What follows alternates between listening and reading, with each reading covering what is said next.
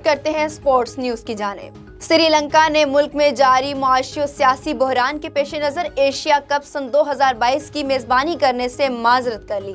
Sri Lanka cricket نے Asian cricket council کو بھی بتا دیا کہ ایشیا کرکٹ کپ سن 2022 کی میزبانی نہیں کر سکتے۔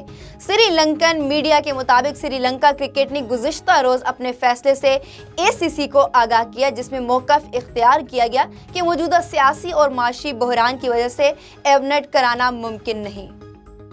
پاکستان کرکٹ ٹیم کے سابق کپتان وسیم اکرم نے انٹرنیشنل کرکٹ سے ون ڈے ختم کرنے کے لیے آواز اٹھا دی۔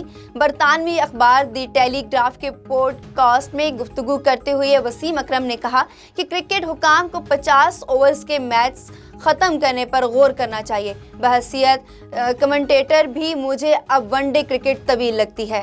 پاکستان کرکٹ ٹیم کے سابق کپتان کا کہنا تھا کہ کھلاڑی T20 اور ٹیسٹ پر فوکس کر رہے ہیں۔ میرے خیال میں ون ڈے کرکٹ کو اب انٹرنیشنل کیلنڈر سے ختم کر دینا چاہیے۔ برطانیہ کی 21 سالہ کوپیما ایڈریانا براؤنلی نے دنیا کی 12ویں بلند ترین چوٹی براڈ پیک کو سر کر لیا۔ وہ 8000 میٹر سے بلند 9 چوٹیوں کو سر کرنے والی دنیا کی کم عمر ترین ماؤنٹینئر بن گئی۔